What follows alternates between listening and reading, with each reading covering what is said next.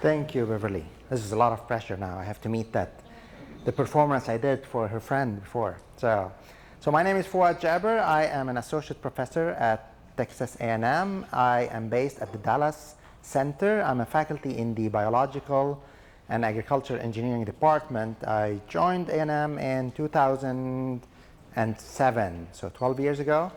And since then, I worked on developing a couple of programs.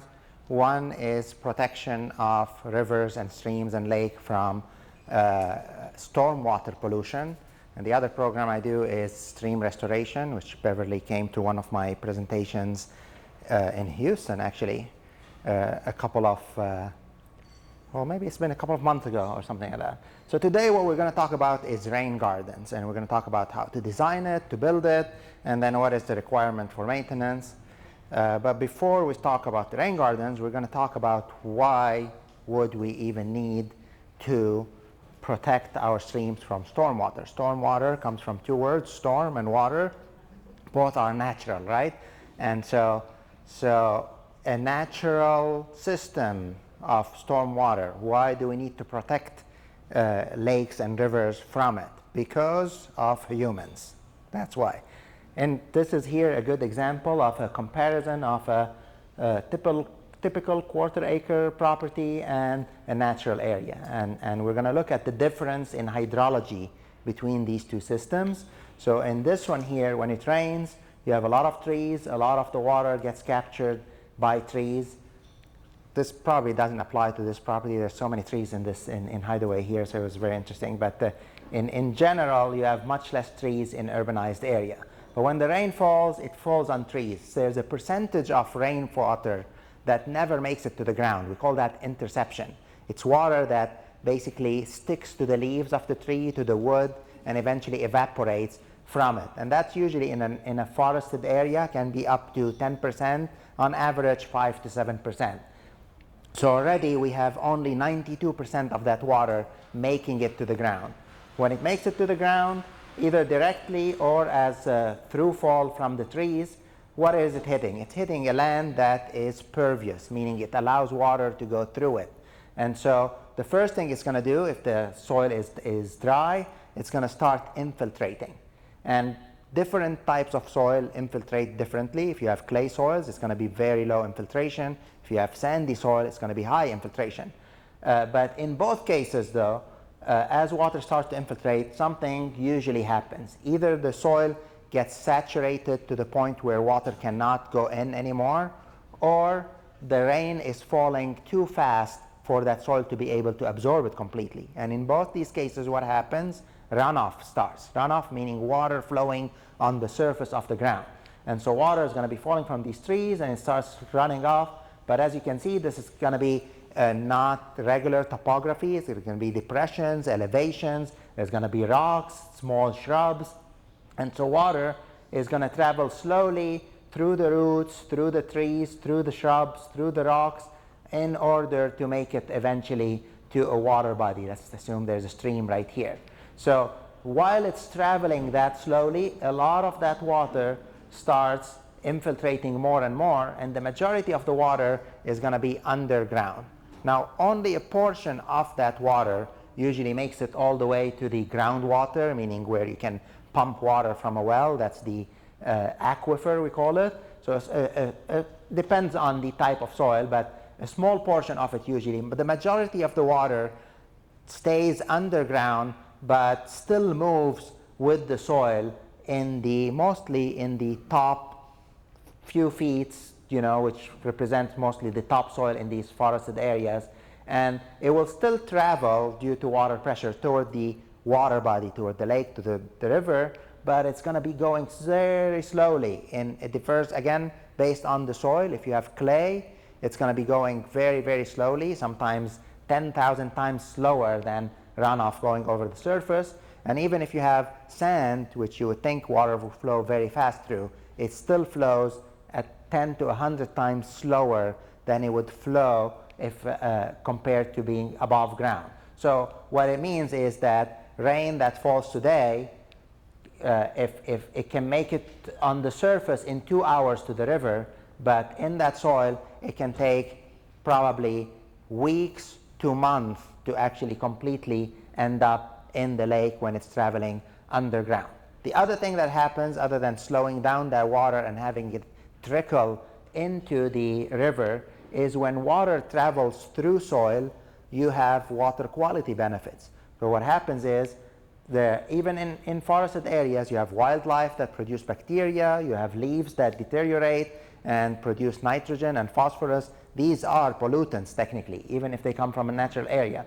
But in the natural area, the pollutants are treated. Basically, if you have the phosphorus, for example, is a type of chemical that binds to soil particle. It doesn't melt in water.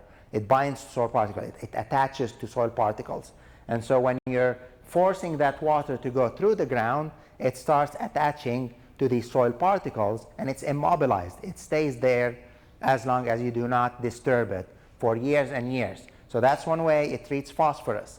Nitrogen, another fertilizer pollutant, if it goes into the water, this nitrogen, since it's traveling in the root zone of trees that have deep roots, it usually gets reabsorbed by the plants, or in cases where it goes into an area that is completely saturated with water, that has very little oxygen, it denatrifies, meaning the nitrate, which is the pollutant form of nitrogen, becomes nitrogen gas and escapes the atmosphere. So nitrogen gets treated in the process. Other pesticides behave similarly. They break down into different components. Some nitrogen doesn't immobilize by attaching to soil particles. It melts like salt and sugar in water, and that's why it's treated by reabsorption by the trees. Pesticides, they behave similarly. Some of them bind to soil particle, some of them are completely soluble in water, and again, at the rates available, they break down in their way toward the water in the soil.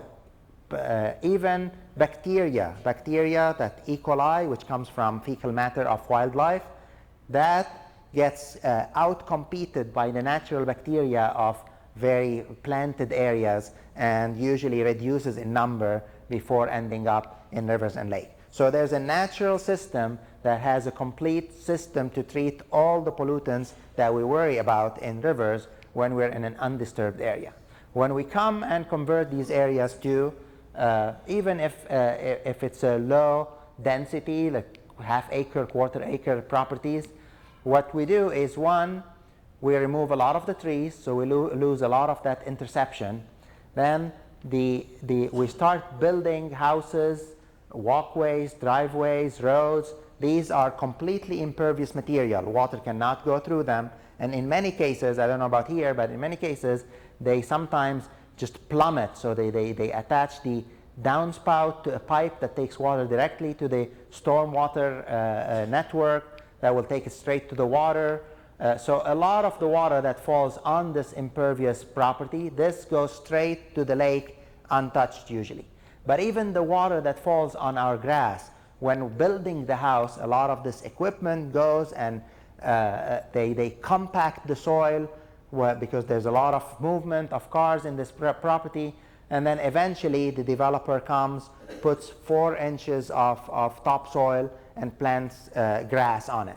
And so now, instead of 4 feet of topsoil that holds a lot of water, you only have 4 inches. So when it rains hard enough, even the grassed area produces runoff. And as you can see here, the majority of the water now is ending up as runoff. Runoff goes very fast, as we said, so it has a fast flow rate. So it picks up a lot of these things, a lot of the pollutants that are laying down on the ground. New pollutants that comes with cars, hydrocarbons, are picked up by the runoff that's flowing fast, and that ends up in the stream, which also is having to receive very fast flowing water as a result, and bad things can happen.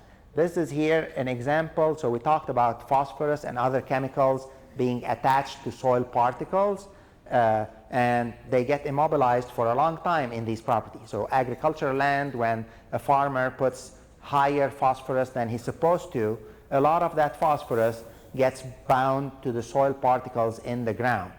But when we start doing construction due to urbanization, we in many cases just remove that soil, pile it up, and then we allow that water to go with stormwater to the river. So what we're doing is we're moving phosphorus that was applied years ago to a river and polluting the river with it now.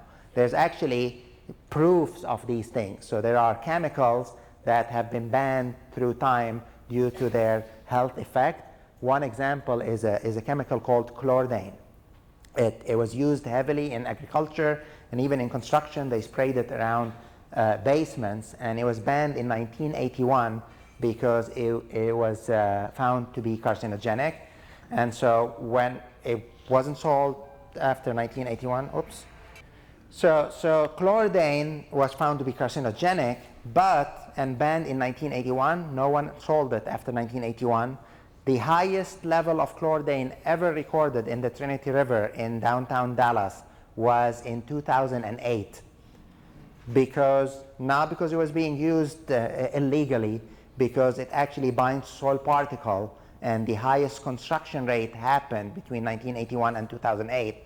And a lot of these soil particles that contained chlordane ended up in White Rock Lake, ended up in the Trinity River, and it got beyond pollution level. It exceeded the safe level in the Trinity River for a couple of years. Then it dropped down, which reflected the reduce in use at that time. So these are called legacy pollutants usually. Other things you can find after a rain event, if you look in small creeks, you'll always find water, a film of rainbow-colored oil on top of water. That's just because hydrocarbons, while you don't see it in dry times, it is on the surface of asphalt, parking lots, concrete. When it rains, it just gets carried up by that runoff and ends up in our rivers and creeks, which could be harmful. Even the flow rate, we just said that higher volume goes as flow, and so now these rivers usually look like that. The natural river, they look like that. They have a channel part here, a bowl-shaped section that's supposed to carry only the low flows. The rain, the runoff that comes from rain that happens once every 1 year, year and a half maybe, that should be within that channel part. Whenever you get higher flows that are erosive, that are very strong, the channel by itself with time forms for itself two floodplains, basically, that spread the water very wide so that it slows down and doesn't erode. So that's how channels form. That's how rivers naturally form in nature. Now, when we come to an existing large stream with normal floodplain and we start building in it, what's happening now, the 1 year event is receiving 5-6 times the amount of water and the faster flow than it used to receive. So the water cannot fit in here anymore, and it's going faster than what that system has developed to retain, so it stays stable. And what we have is we have deepening, we have widening of channels, and the deepening and widening channel is by itself erosion. It is soil that is leaving the bed and the banks of the river and flowing with the water, and that soil is probably as polluted as the rest of the soil we have in the floodplain. In addition, the floodplain limit increases because now more water is coming, and there's no space for water to infiltrate in the floodplain. So you have the floodplain is higher. So even if they come here and they start building above the floodplain, by converting that land to impervious, the floodplain level becomes higher, and then you have houses that flood as a result. Which this one eventually, especially with the fertilizer and nutrients, when a lot of them flow into the river, especially in Texas, most of our stream end up in a dammed river, which is becoming a lake, and high nitrate has high phosphate, produces a lot of algae, and algae, as it dies off, it uses the oxygen in the water, so it reduces the dissolved oxygen in the water, which is needed for fish and all kinds of different aquatic animals, and as a result you get fish kills. Here's in Lake Granbury, not that far from here, we have fish kills actually pretty regularly. They have 1 or 2 a year over there because of high pollution of our lakes from storm water.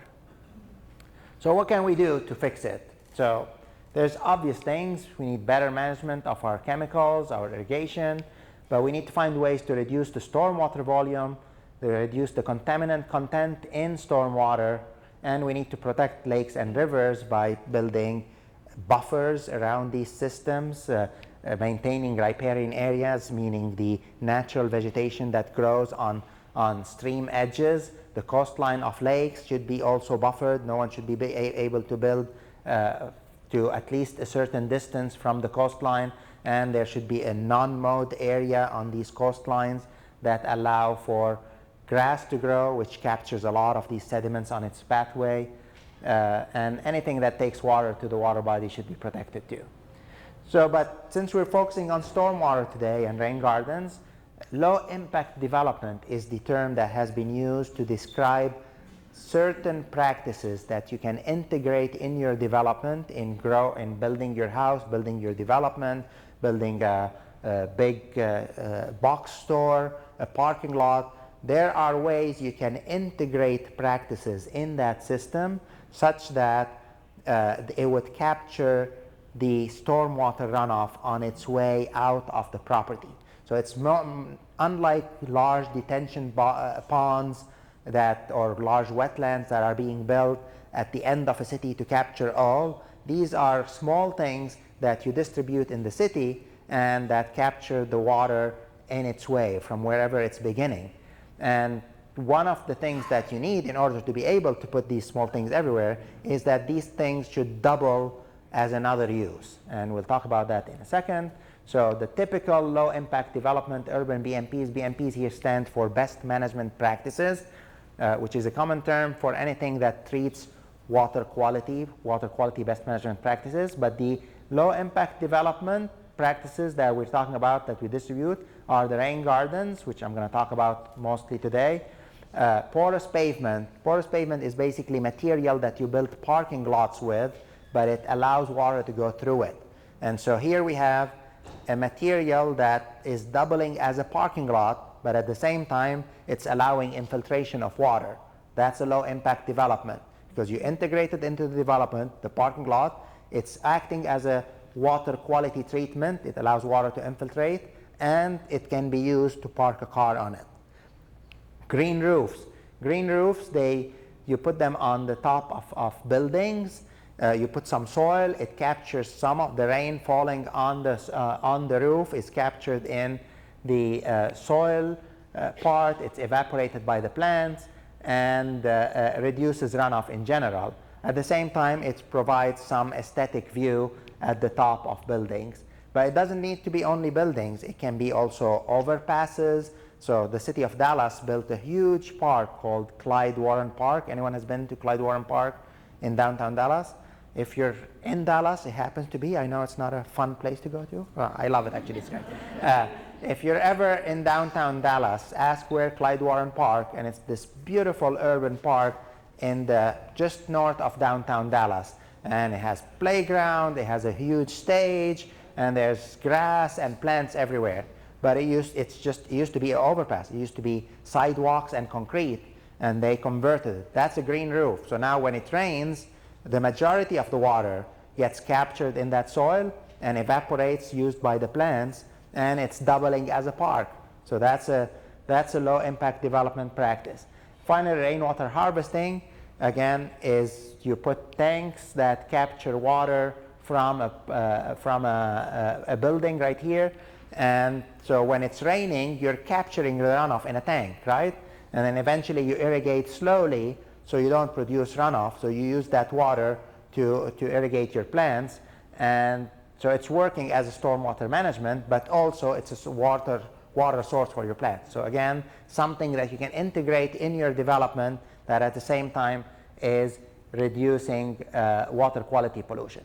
Rain gardens are what we want to talk about today. So what are they? Rain gardens are basically depressions that you put in your house, in medians of roads, in sides of parking lots that are located in where the runoff is going to. Or if you are building this thing from scratch, you can build it such that the runoff flows into it. And then that depression is usually filled up with a lot of plants. There are specific plants. We'll talk about what type of plants we use in rain gardens. And basically water, as it's running off, it falls into that depression. So it sits there. The first thing that happens, if it has sediment, soil, silt, all that, because the water is standing, is going to settle at the bottom, at the top of the rain garden. The vegetation in the rain garden will actively treat the water. Again, nitrate can be absorbed. Phosphorus is immobilized in the soil. The bacteria in that system breaks down both hydrocarbons and outcompetes harmful bacteria. So whenever that depression is full, it will overflow wherever the water used to go before, but that water overflowing is going to be much cleaner because you've captured the dirtiest water. That water can go nowhere but evaporate or infiltrate, and the next water that can overflow is going to be cleaner anyway as it leaves your rain garden. So there's two types of rain gardens, and there's a lot of confusion out there. Some people call one rain garden, one bioretention. They're really both rain gardens, except one is a little bit more advanced in design. And so there's a home style rain garden, and the printed fact sheet, the one that's like from A&M, if you got one, I don't know, if you didn't get one, we can send you a copy later. That one is for how to design a rain garden. We're going to go through that in the presentation today. The next design is more of a commercial type rain garden, and basically the difference is that it looks the same. It's just a depression that has plants in it, but in reality we design it to capture a certain specific amount of water. We remove native soil, usually up to 3 feet completely, and replace it with a high water infiltration mix.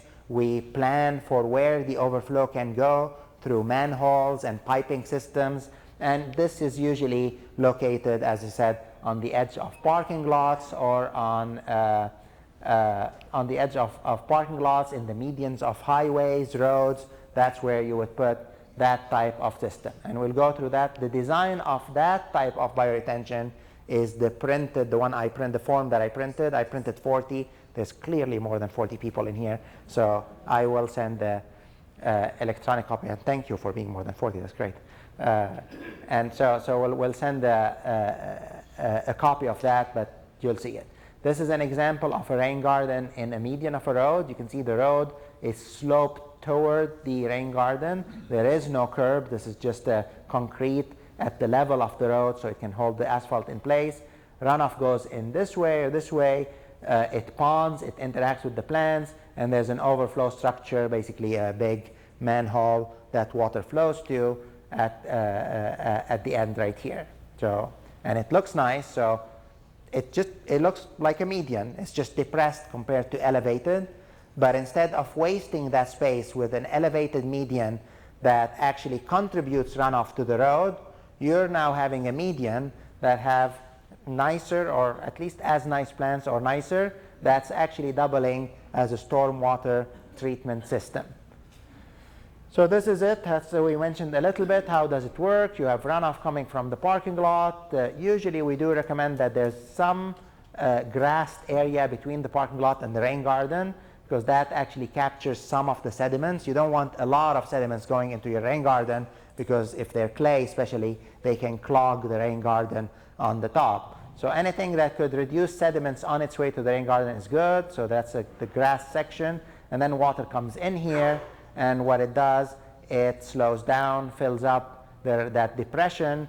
All the sediments that are in it settle on the top of the rain garden. Then water starts infiltrating. Some of it goes all the way to the groundwater. Some of it is absorbed by the plant and evaporates. And the plant takes up some of the nitrate, the phosphorus. The soil immobilizes some of the pollutants. The biological system degrades the hydrocarbons and and outcompetes the E. coli. So what I just mentioned right here is exactly what I said the natural system does, right? So all we're doing is we're creating a small, concentrated, natural system that looks like a part of the development, like a rain garden on the edge in your yard or in the edge of a parking, that does exactly what the nature was supposed to do as compared to the completely paved surfaces. So we're going to go through how do we design systems. So this applies for most stuff. Some of what I'm going to talk about, I'll tell you, applies for the home rain garden. Some applies for the commercial type rain garden. So here you have your, this applies to both. This is the location. Where do you put a rain garden? Usually it tells you, the system tells you. If you're in a house, you have an area that's been ponding because runoff's going through it and drainage is not very well, that's probably a good place to do it. If you don't have ponding, but you're noticing that there's a section that water runs off so fast that it's eroding, it's preventing grass from growing, that probably is a good location to put a rain garden. If you're doing a commercial type, then usually if it's an existing system, an existing parking lot, then you want to look at the slope of that parking lot and where is the runoff going when it's raining, and maybe the best location would be the edge of the parking lot or the most downstream island, or maybe each one of the island will pick up a part of the parking lot. So you'll have to look at it that way. If you're designing from scratch, then you would look into designing your parking lot in a way such that it would slope toward the islands and collect specific amount of runoff in that rain garden. So that's where you would locate it. This is actually at the Dallas Center right here. There was a depression. Now it's all completely changed because we did a lot of construction. But there was a depression in the road here, and water would pond. This is the main road that employees used to take to get to their parking lot, and it used to pond here to dangerous levels, really. It was a half a foot to a foot of elevation, which could hurt the cars. So what they did is they broke the curb here, and then water started flowing in this direction. So right there, it's telling you that runoff is flowing this way. This is a good place to put a rain garden. Capture that runoff on its way out toward the stormwater pipe and treat it and reduce the runoff volume leaving our property. When you're putting a rain garden, it's recommended that it's 10 feet away from your foundation. This is specifically regarding the home type rain garden, because it's not going to be all around your property, especially if you have clay and expensive and shrinking soils. Then it's better not to have differential wetting on your foundation. It is a garden. It has the word garden in it. It will have plants in it. So usually most of the plants like at least partial sun. So it has to be in a location where it's not completely shaded. You can do a shade rain garden. You will be limited though to 4 or 5 plants that you can plant in it. So it's usually better to find a place that gets at least partial sun, if not full sun. The last thing I would say is slope less than 12%. This is if the watershed, the runoff is coming from an area that has a slope higher than 20%, what happens is, even if you don't see it, even if it has grasses, and I'm sure it's hard to grow grass on these slopes, but if you do have grass, runoff on these slopes goes very fast. And when runoff goes fast, it always picks up sediments with it. And if the water is going straight into your rain garden from a slope that's higher than 12%, it will have a lot of sediments, and it has a chance to clog your rain garden much faster. That doesn't mean that you shouldn't put a rain garden. What it means is you should think about a pre-treatment, a way to capture some of these sediments on the way. So for example, if that runoff is coming from a building, or you could put a rainwater harvesting system on that building, it captures some of that water, and then that tank can overflow slowly at time, so water would not be flowing as fast because not all of the runoff is coming on that slope. There are other things that we'll talk about in a second that we mentioned already. Some of them are having a small buffer to capture some of these sediments on the way before it gets to the rain garden. You can put different rock systems that we'll look at in a second. So this is specifically for the home rain garden, and these are the steps. These are detailed in your in that printed fact sheet, but I'll talk about them here step by step. So you have to determine the slope, then you have to determine the soil type that you have in your area. That will allow you, these two terms will allow you to determine the depth of your rain garden. And home rain gardens are usually 4 to 8 inches deep at the most. And so it's not very difficult, but so that will decide if it's 4 or 6 or 8. The next thing you want to do is estimate where is the water coming from, where is that runoff coming from. That's the drainage from your roof, from the part of your backyard. And with the information, the size of the drainage area and the depth that you have, you will determine how big should your rain garden be. So now you have the depth, you have how big it should be. Basically, you are in business. All you need to do is put a little bit of compost on the top, maybe ½ inch, and plant it. So we'll go, how do you determine the slope in your house? It's if you've never done surveying, it's a straightforward way. So you can put let's say you decided that this is a good location for your rain garden, so starting from here to wherever it wants to go. And so you want to determine the slope from your house to the beginning of the rain garden. You bring 2 stakes, you put one where you want to begin excavating for your rain garden, and you put one at your house. Then you tie a string between these two and make sure it's level. Just have your kids or someone pulling on each side and have a level on it, so it's always level. And then if you tie the string right where the ground touches the uphill stake, the stake that's near your house, then you measure the height where that string touches the next stake from here to here, right? So that elevation, and you measure the distance of the string, and your slope is the height right here divided by that distance of that string times 100. So if this is 100 feet and this is a foot, it would be 1 divided by 100 times 100. It would be a 1% slope. Okay? That's how you do your slope measurement. So that slope, when you determine it, you can use it based on that table to decide how deep your rain garden should be.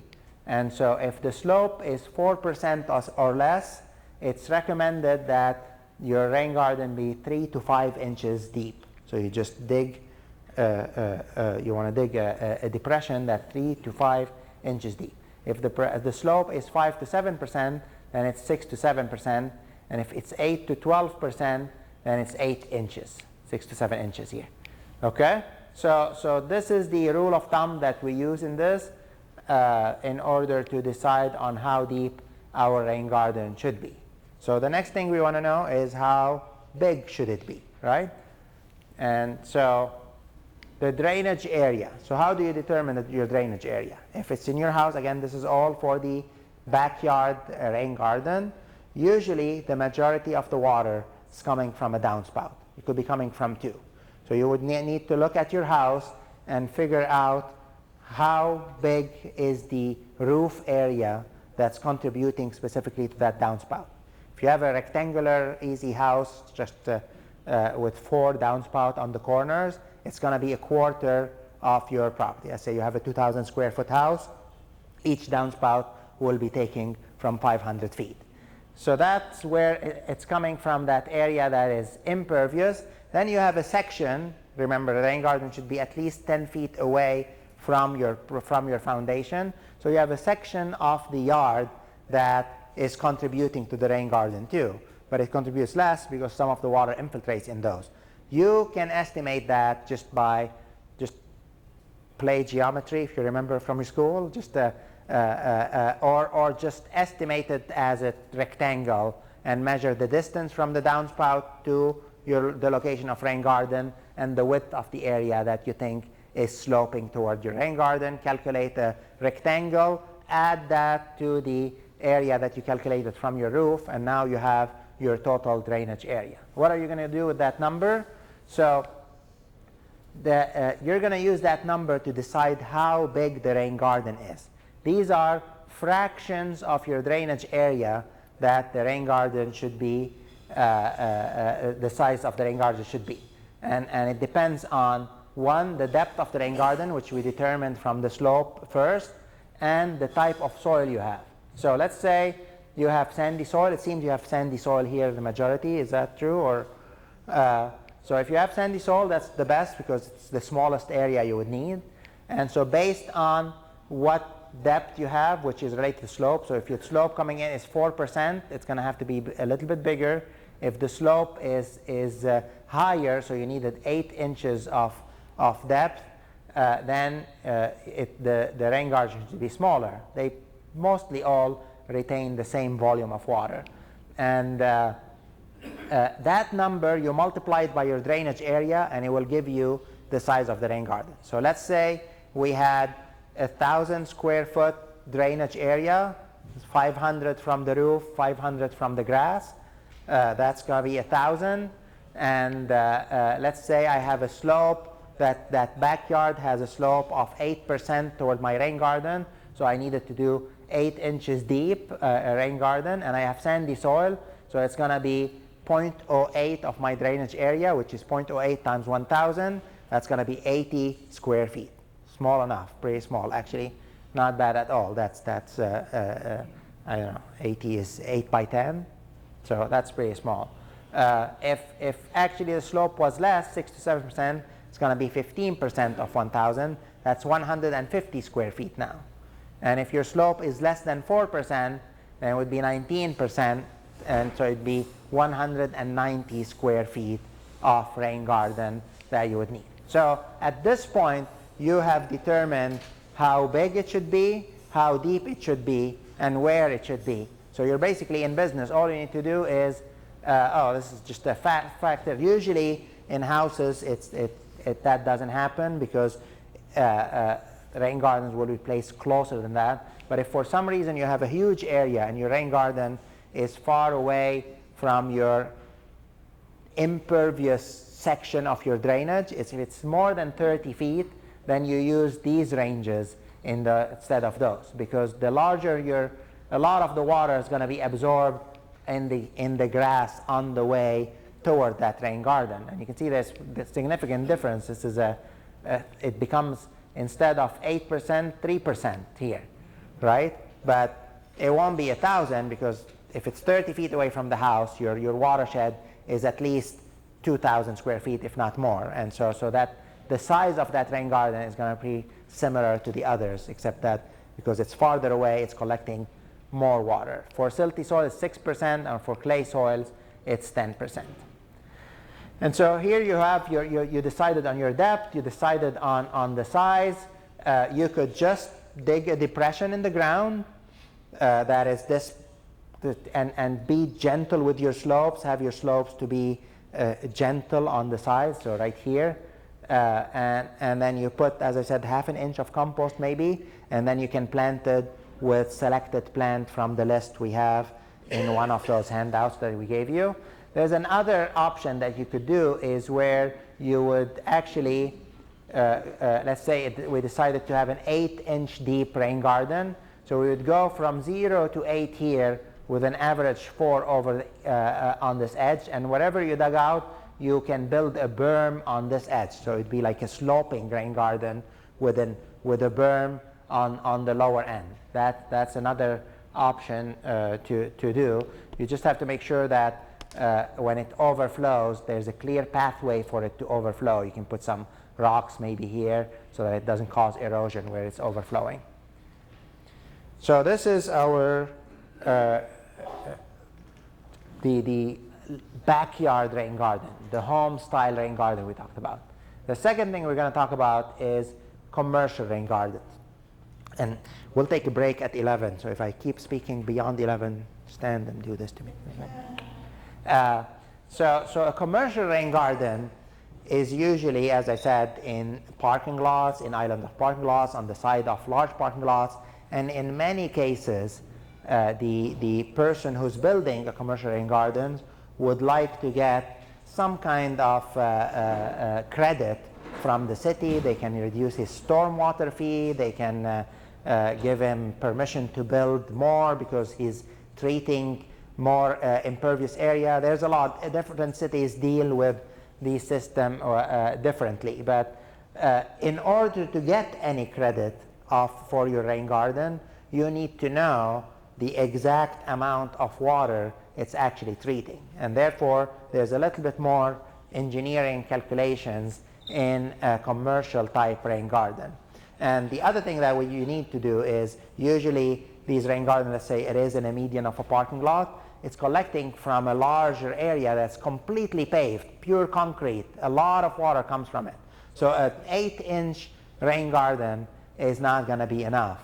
And so usually what we do is we excavate 3 feet down. This is a typical cross-section of a rain garden.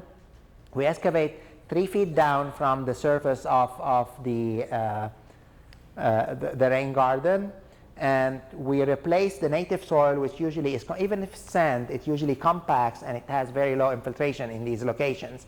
And so we remove it.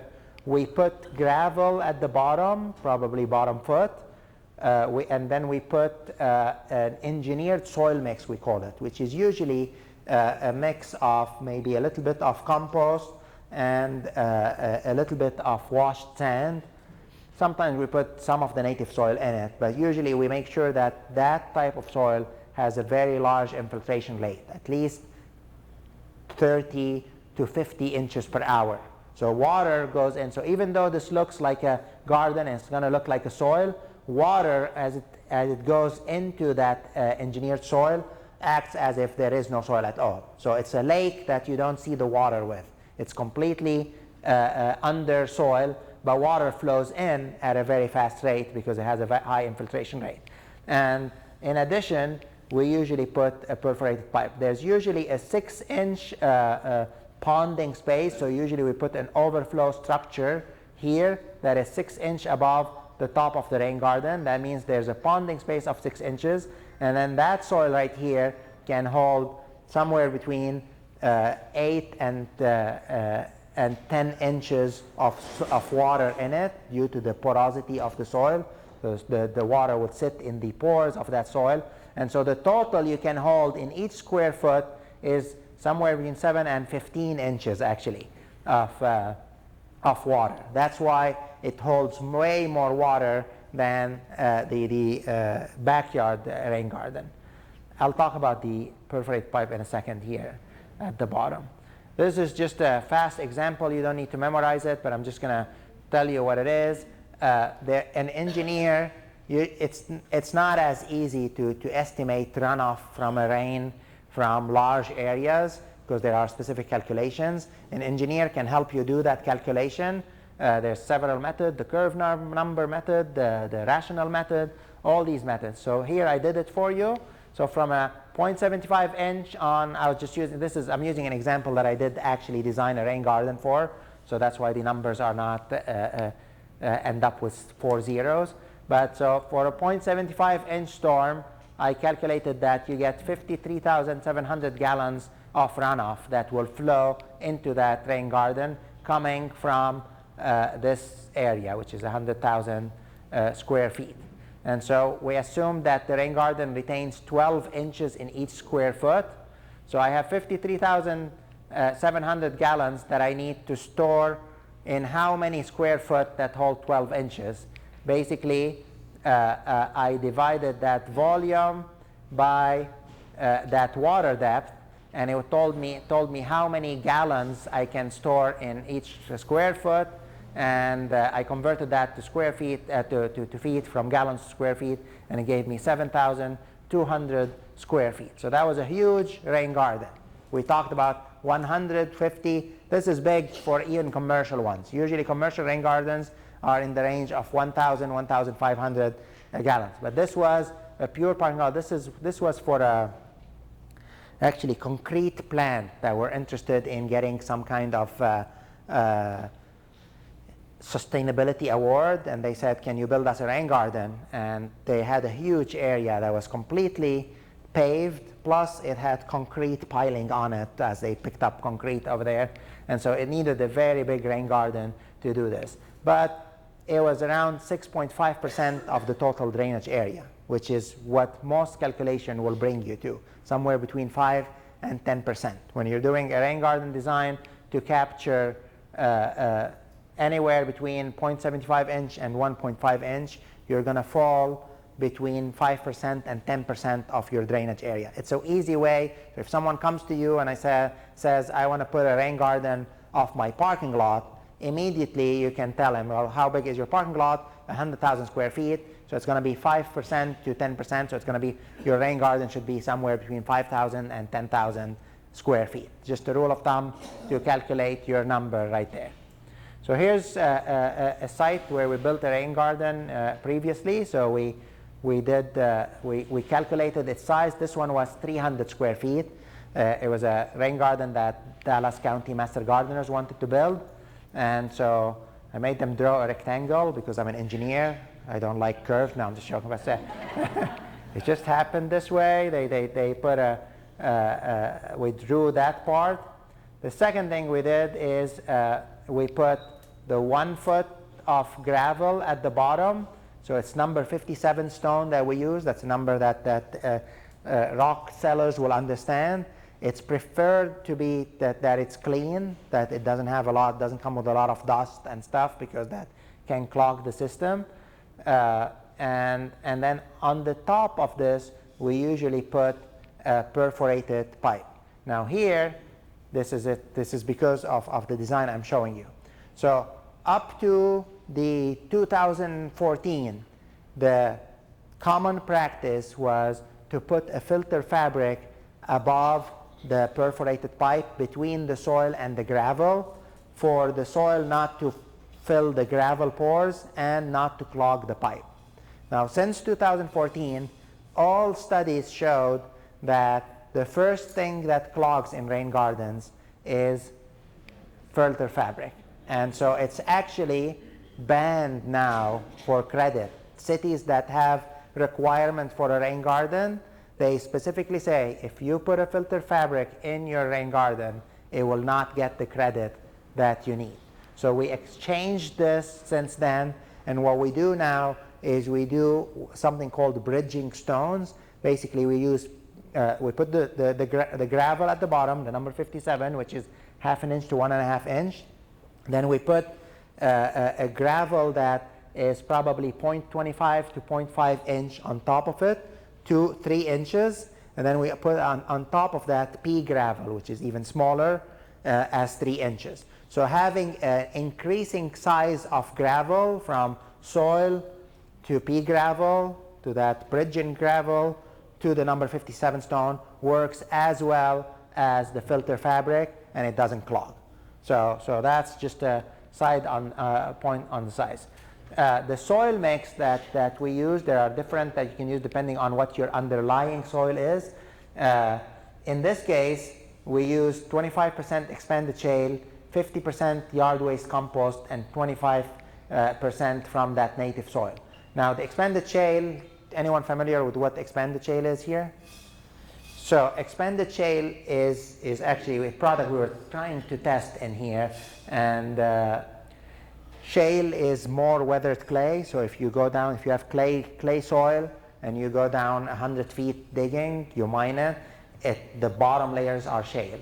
It looks like rock, but it's still crumbly. But it's not like clay. It's like crumble easy. It's grayish in color, and they found out that when you put it in an oven, in a rotary kiln that's used usually to produce concrete or cement, if you put it in that cement kiln that turns it at 2,000 degrees Fahrenheit, it pops and it becomes like rock.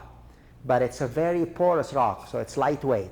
They originally developed it so that they can put it in the top floors of high rises because it's lighter than the rock. They use it in the roads. It's cheaper for less gas use by trucks when they move it.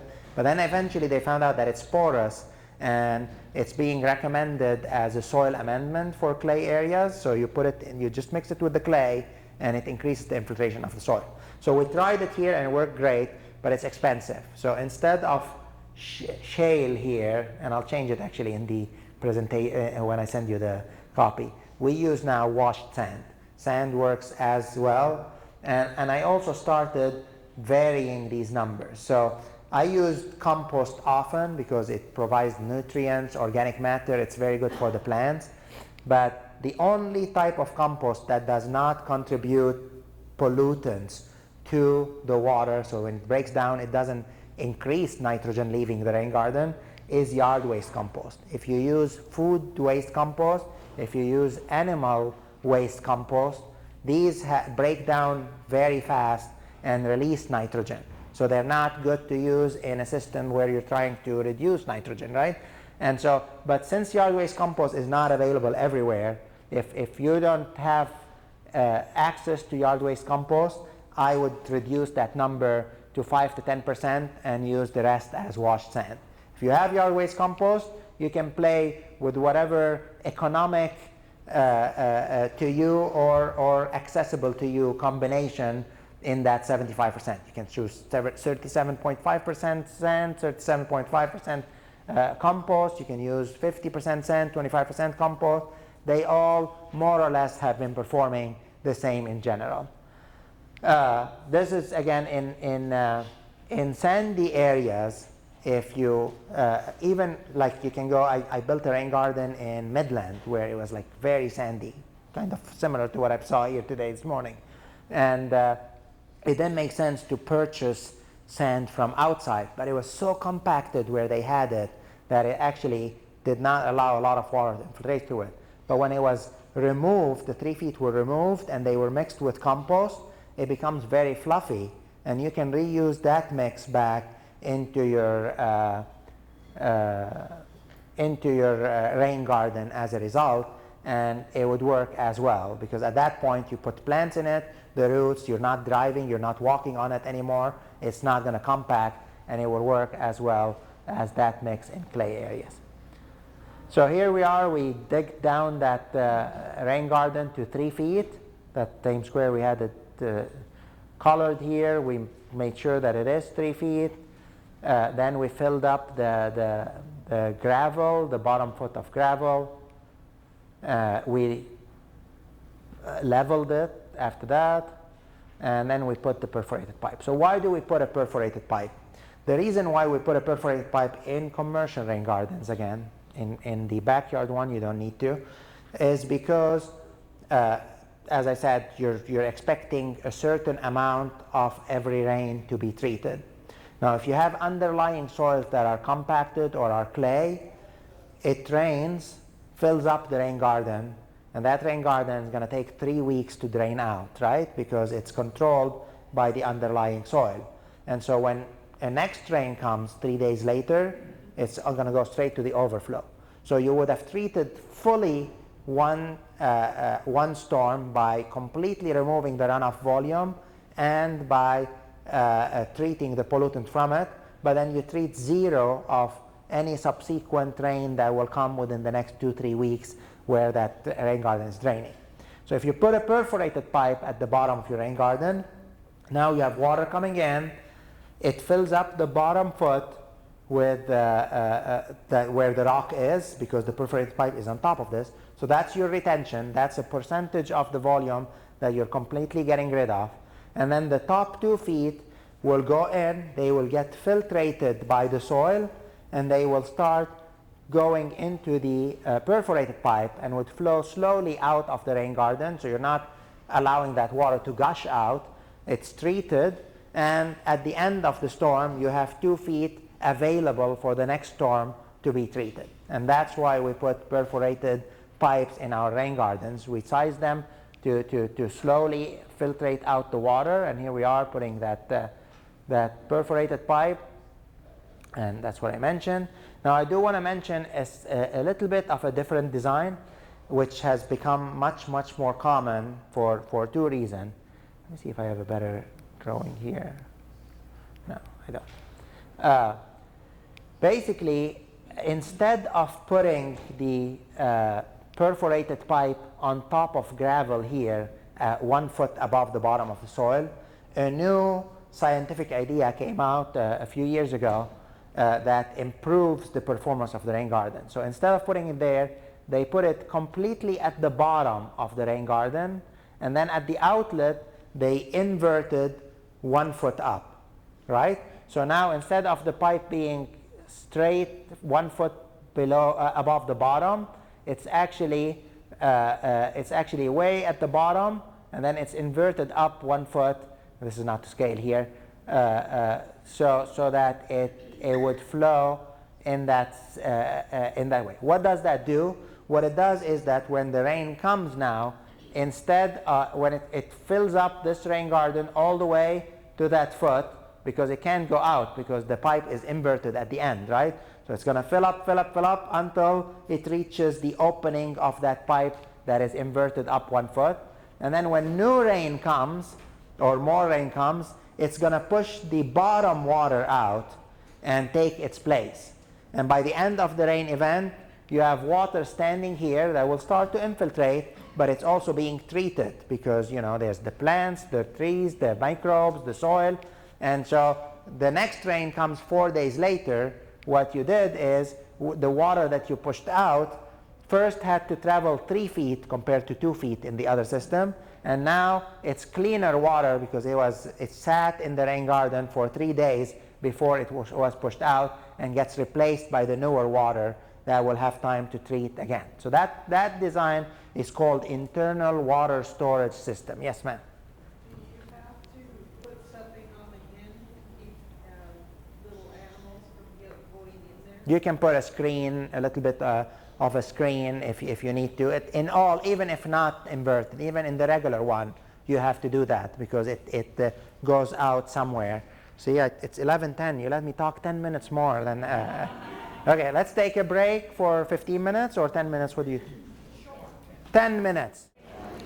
Okay, so we talked about that in internal water storage system in the system. This is the big no-no now, but since I have these pictures of the design, this is how we put the filter fabric above the gravel and covered the pipe. And again, an overflow system, if it's a big rain garden, you go buy a precast man-made concrete overflow system. You put it in the rain garden, you make it 6 inches above the bottom or the top of the rain garden if you want to, and it would overflow. And then if you have a very slow system like something that's in the 200 feet, you can go buy this catch box from Home Depot, Lowe's, or any of these stores, and it works the same way. You just put it such that it's 6 inches above the ground, and it would work as an overflow for you, and you can connect the pipes to it if you need to. What type of plants you should select? So the plant, a rain garden should have very little plant maintenance in it, and so as a result, you want plants that you don't have to water, fertilize in general, irrigate, but at the same time, you want plants that when it rains, they can sit in that very saturated soil for at least a week or more, and then near saturated soil for another week. And so basically what I'm saying, we need a plant that can be live completely in saturated soil and never need to be irrigated. Can we find one in August too? Actually, in most areas, you have native plants that do have these characteristics. So for example, if plants that survived in depressions, and so here like the Dallas area, we had the prairie. There were these things we called prairie potholes, which were large depressions that held water for a long time, and then it dried up, and then in August it was as hot probably, and they still survived. And so by selecting these plants, these native plants, you will find out that there's actually a good range of them that can survive. They're mostly wetland plants that are, we call them facultative wetland plants, meaning that they are plants that can survive in wetlands, but they also can survive in drier conditions. And so there's a list. If you, again, got the printed version, there's a list of plants that was developed by a few people here in Texas. Not all of them might be necessarily applicable specifically to this area, so check with your agent, with anyone that you know that is a plant expert, if these plants would work where you are, but definitely some of them work all over the US. If you didn't get one of those printed versions, again, I'm going to send the electronic copy to Beverly at in the back, and then she can send it to you after this. And the other thing you want to consider is that, as we said, all these practices that we're integrating in development, they need to be acceptable to the public. So if you could look into plants that have colors and fragrances, and you look at different bloom time, you can have a good selection of vegetation that would make your rain garden look like just a regular garden for other people. This is the design we did at the center, and I just want to show it that we did the different design. So here we had gravel just to cover where the pipe was, so 6 inches at the bottom, and then above this we put 2 inches of that bridging rock and 2 inches pea gravel before the soil mix. The other thing we did is the perforated pipe. As I said, it had the internal water storage zone design, and so the pipe was all the way to the bottom and inverted in the overflow structure.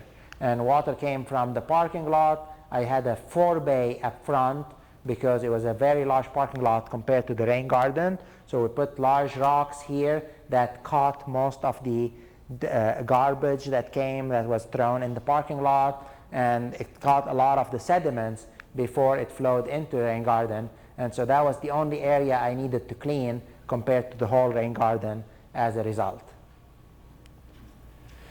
We tested that system to see how it worked, and let me see here.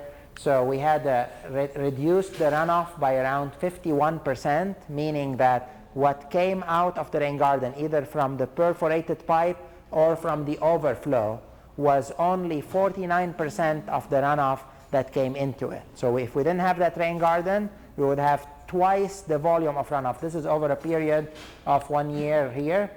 Contaminant-wise, we had reductions in nitrate of 78%, phosphorus, which is both the reactive phosphorus, which is the most pollutant form, 36%, the total phosphorus, 48%, and the suspended solids, we reduced it by 83%. So we had very good water quality performance from that rain garden. So we know it works good.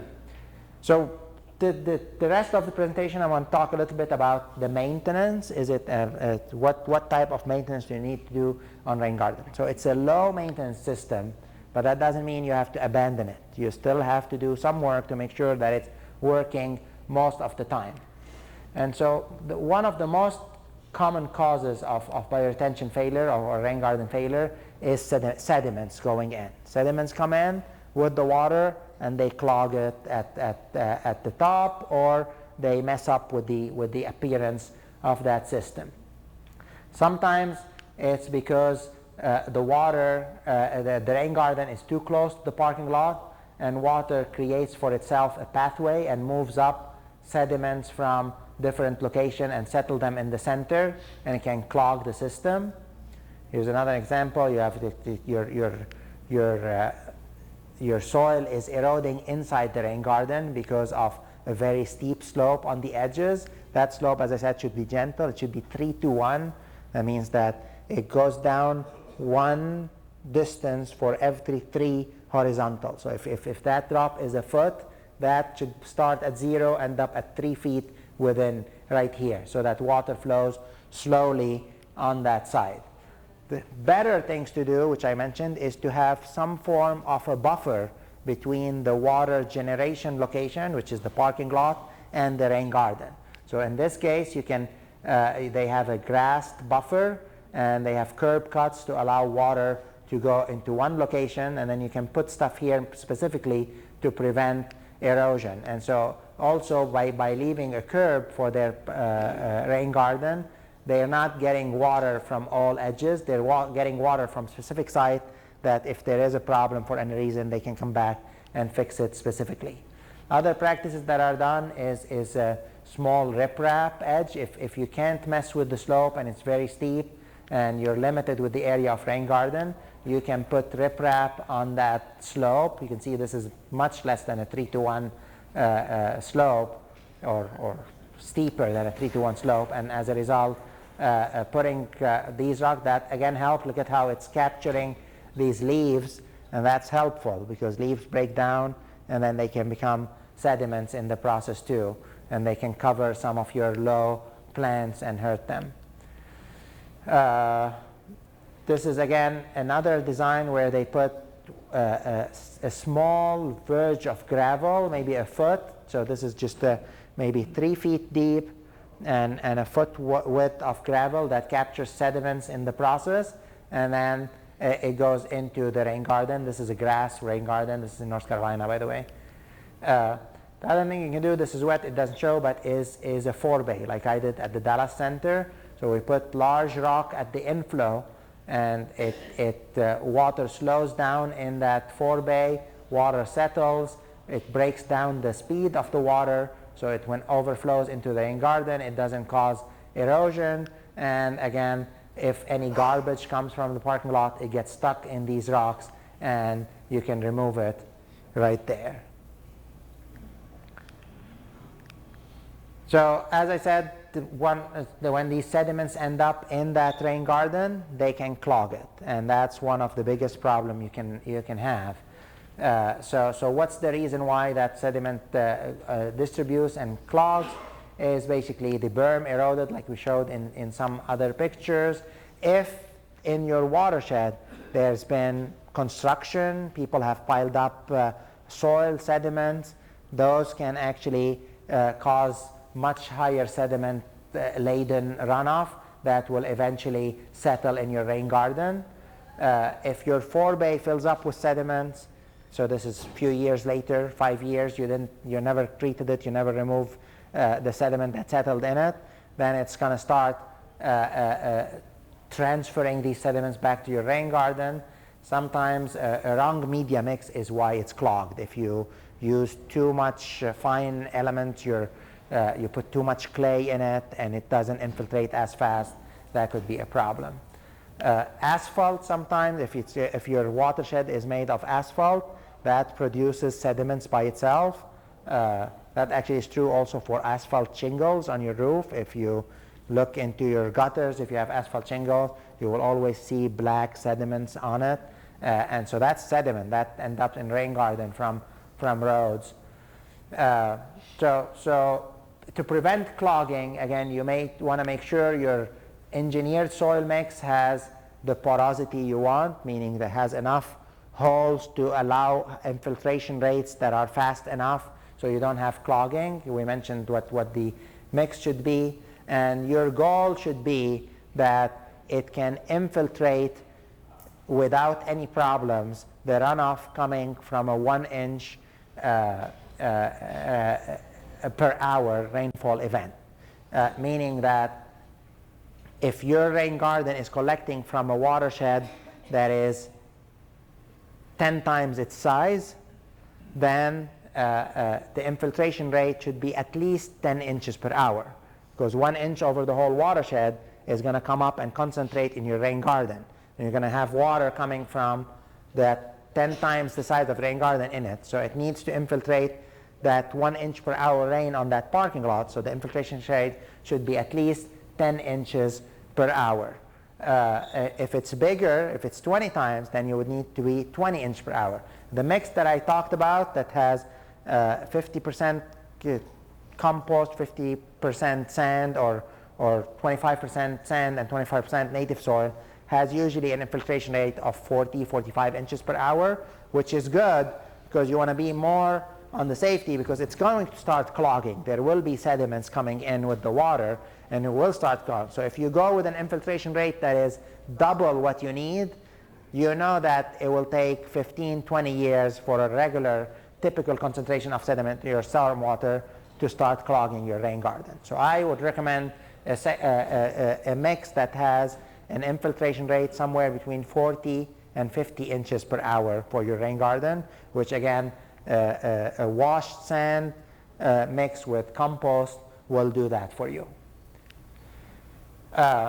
So just in case you get clogging for any reason, there was a construction site in your watershed and they didn't take care of the sand, they piled it, it all ended up in your rain garden and it clogged. What do? Well, studies have showed that actually the top 5 inches, basically maximum or less, is where the sediments get stuck.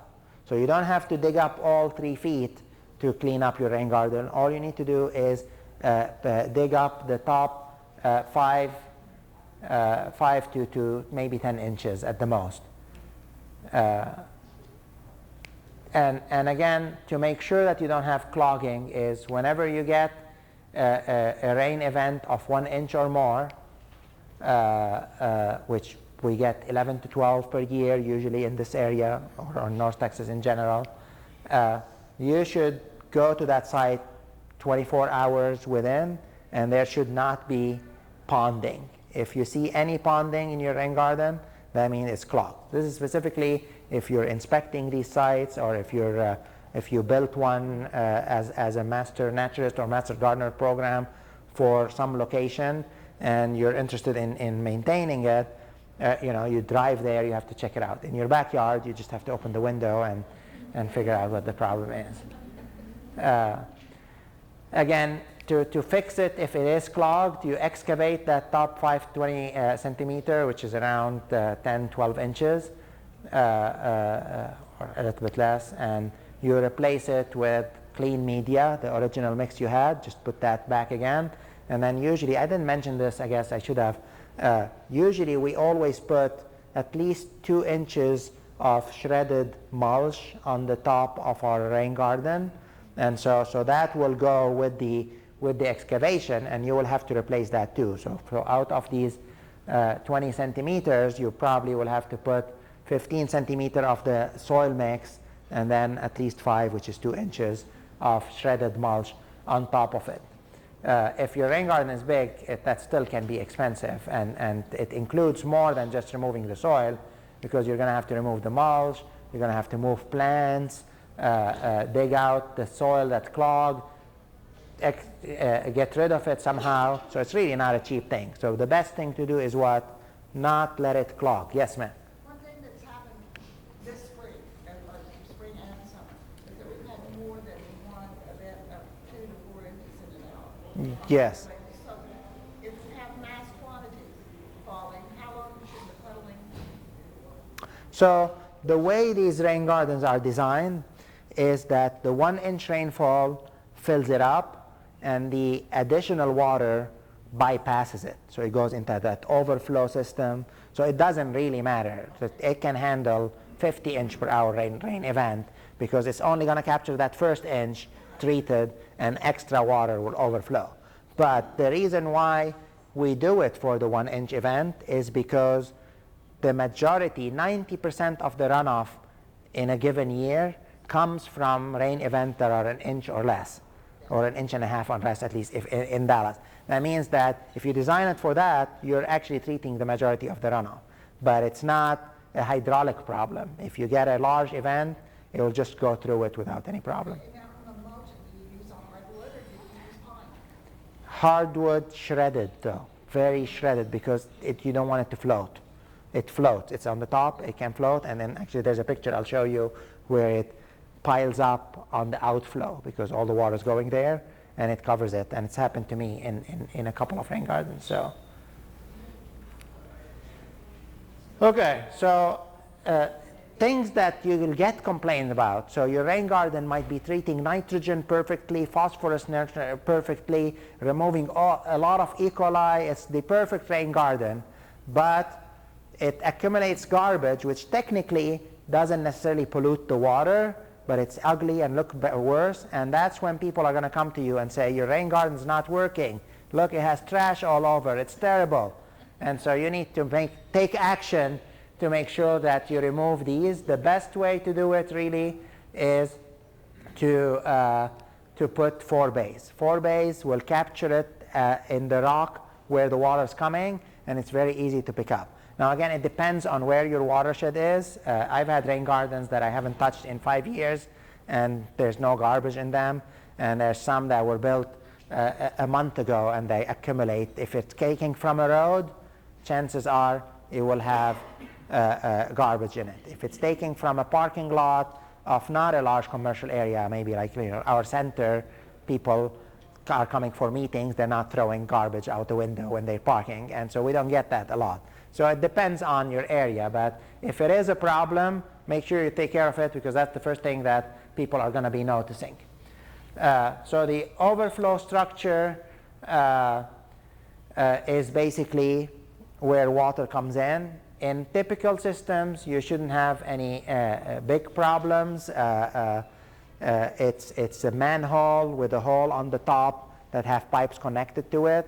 The worst thing that can happen to you is water mulch or soil can clog the top, and you just clean it. But in some places, they use more complex outflow structures, and these can be difficult to clean. And in some cases, as you see, they have specialists that remove these things. This is not going to be it. This is what I was talking about. Here you go. Even shredded mulch sometimes floats and accumulates. And where is it going to accumulate? On your overflow. And you might not notice it because this is clear here. But if you have a lot of plants that cover it, you might not notice. And then you come after the next rain event and you notice that your rain garden has been ponding way longer than it should. And what is it? It's your structure that clogged. So make sure you check on it every once in a while to make sure that it's not in bad shape. The under drain, does it need maintenance? So that it's the perforated pipe. A lot of people, thought that this is the problem when their rain garden were clogging. They thought it's the under drain. It's probably all these holes clogging. It turned out to be the filter fabric. It wasn't the drain. Actually, there's very little reports on drains ever clogging. It's just water is filtrating through the soil. The holes usually are bigger than soil particles. If it goes, it would go through it. So we have rarely heard about problems. But if it is a problem, you can have cleanouts, and I can show you go back here, and then there's a lot of stuff here. But where is it? Here you go. So when you put your perforated pipe here, you can put a connection either straight or at an angle. That is a clean out. If for some reason you suspect you notice that there's something clogged, you can put a hose in here, let water flow through it, and clear it up, and then you can see if it's bubbling out of the system, and that would work for you as a result. So clean outs are a good way to prevent pipe clogging, which is very rare anyway. You got the presentation twice here. See, sometimes the clean out, if I've noticed that a lot, they forget the cap or they lose it, and then it would be the source of clogging for the pipe. So make sure that it's always closed and in good shape. The plants, we talked about the plant selection. One thing that happens usually, and I don't want to single out master gardeners, but I did that rain garden that we built that I showed you the steps. I gave that list of plants to the rain gardener, the master gardeners, and I'm like, just plant whatever you think is good. And I think they planted everything on that list or more they got. And 300 square feet, by the way. And then at some point they abandoned that property. It used to be a property they did volunteer in it, and it got bought out. And they abandoned it, and they came to me and they said, we're having erosion problems in our new location. And I said, let's build a rain garden. And they're like, no, rain gardens are terrible. And I'm like, what? Why? They're like, you can't walk in them. They're like a jungle. I'm like, ah. And sure enough, I went and took permission from that new company to look at that rain garden. It was still there. And it looked like a jungle because they planted every square inch of that thing. So you really don't need to do that. You need to be able to maintain it. You need to be able to see, you need to be able to see the outflow structure. You need to be able to replace the mulch. You need to be able sometimes to go in and trim some of the vegetation you put. If you put a hibiscus, you need to cut it in the winter so it grows back again. So keep it open. That's what we need, density. Able to do maintenance. We don't need a jungle. It works well with a few plants, especially that these plants that we have, they have big root systems. So even though there are open spaces, every inch of the soil might have a root system in it, which is what works on the treatment a lot anyway. Plants, some of them, so for example, very few experts will know exactly what on that list and beyond. By the way, you can go Google rain garden plant list and you'll get more plants than those two. And it's hard to tell in your specific area if they survive or not. Like some like sand, some like clay, some like a certain pH. Maybe the pH here is lower than and so some of the plants, even though they're on this list or another rain garden list in your on the internet, they might not survive here. But you bought it, you planted it, and it dies after a while. And so that's the maintenance you need for the rain garden. You need to keep an eye on it every few weeks, maybe just come see if there's a plant that died, figure out why did it die. Was it shaded by another plant? Was there something wrong? Maybe it was diseased, or if it just died because it's not the right plant, then remove it and don't replace it with the same plant. Replace it with one that is surviving somewhere else. Irrigation, do you need to irrigate? So when you plant, clearly you need to irrigate for establishment at the beginning. Here it says for the first few months. This is what actually a lot of cities require. So when you're doing a median in a road, they usually request the contractor to water it for the first 6 months. In rain gardens, even then, like if it's a contract with the city, they'll still stick with this 6 months period. But in reality, most of these plants will establish within a month or two, and at that point, you really don't need to water them at all. Except we are in Texas, where it gets to 100 degrees in August, and in 2011, when we had the worst drought ever on record, I had a lot of plants die in my rain garden.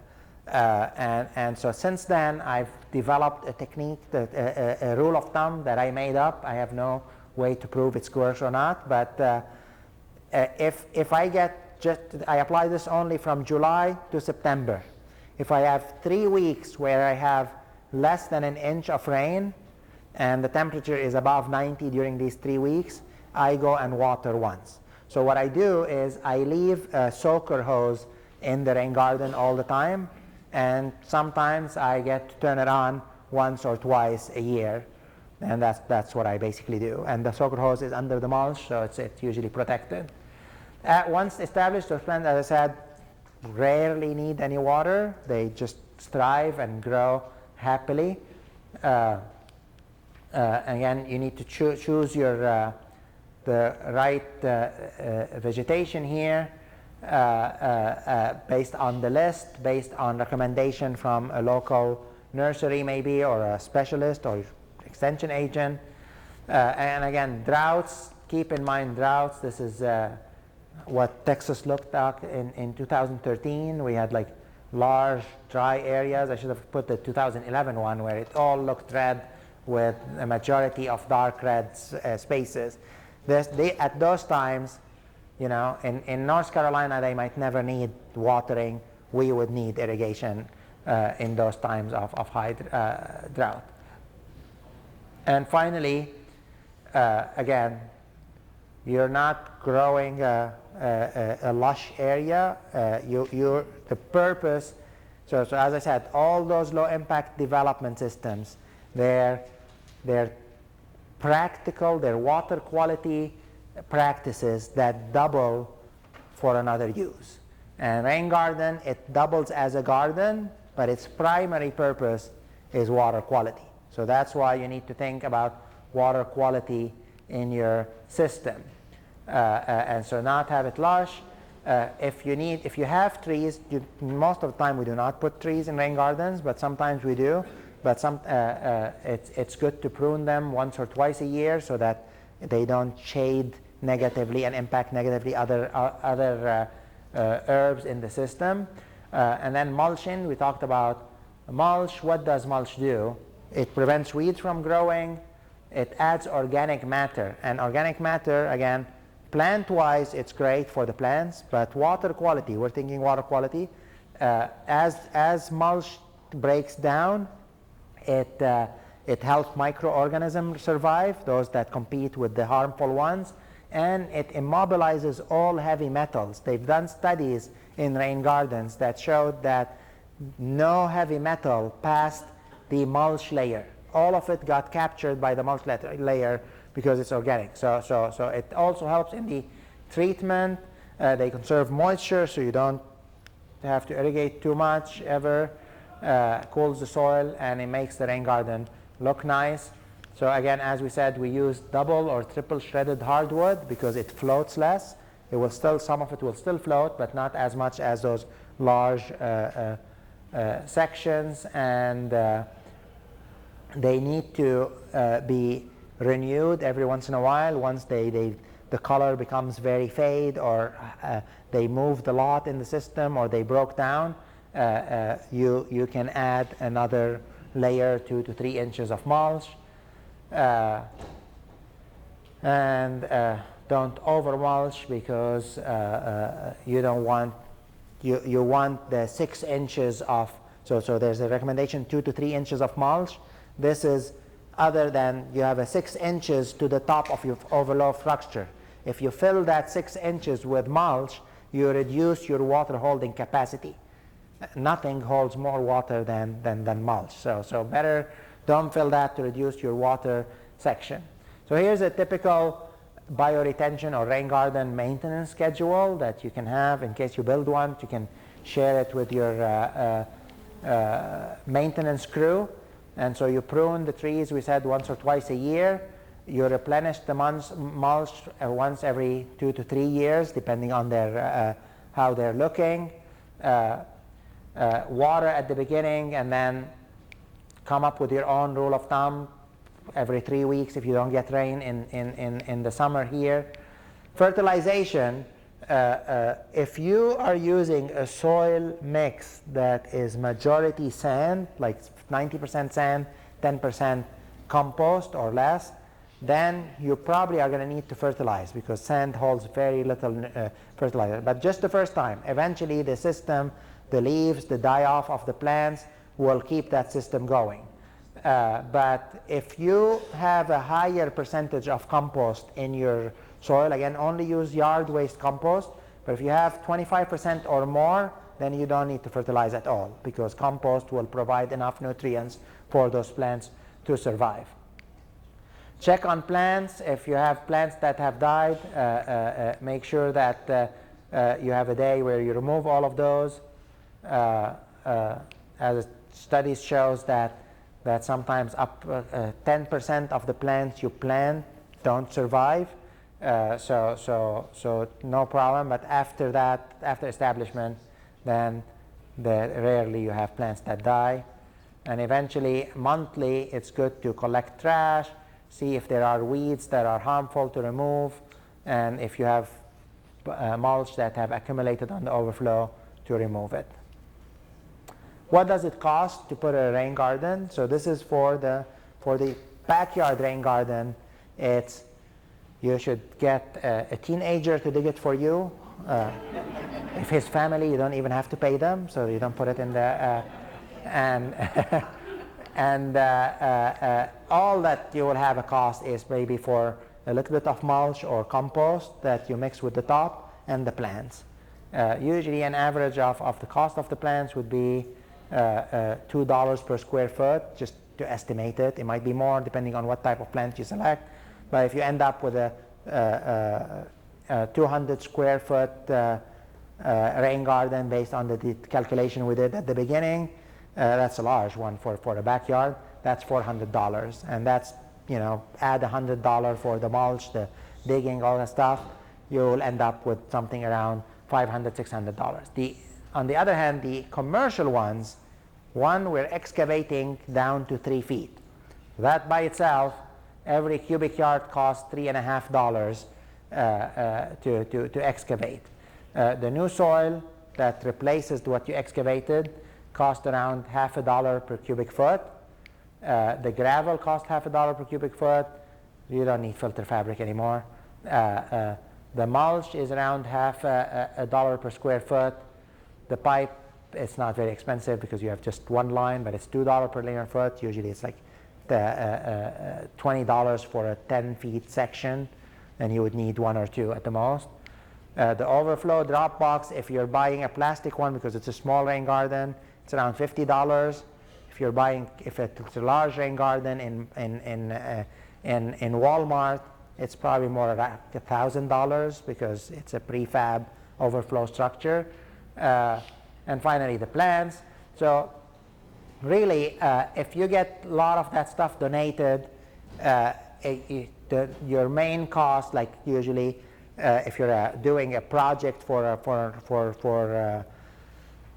as a master gardener or master naturalist for a specific location, most of the time I've seen nurseries, even Home Depot, all these places, donate the plants, donate a lot of the material, or at least at a very low cost. So your only cost will be excavation. Rarely you will get that donated. So it would be at the low end $5 per square foot for a commercial rain garden. The fully paid one is more like $15 per square foot. So basically, for a large parking lot, a rain garden of 1,000 square feet is going to cost around $15,000 to put in the ground. And this is, again, but remember, these are put by organizations that are going to get a credit. Like in Dallas, they charge you on square foot of impervious area. If you put a rain garden, you're eliminating that impervious area. It can save you a few hundred a month. You will make up that cost in a couple of years at the most. Now, as I said before, if you have a question, so this is to help you in case someone, if at a large store, asks you what would it cost to put a rain garden. You estimate 6 to 10% of the catchment. So if his parking lot is 10,000 square feet, 10% of that is 1,000 square foot, or if 6% is 600. And then every square foot at the high end will cost $15. So then it's going to cost you around $15,000. So that would help you to convince people to do it if they're interested in an estimate before any measurement is done. And so I'm going to stop right now, and I can take questions. This is my information. If you want to email me, I'm going to send a copy of this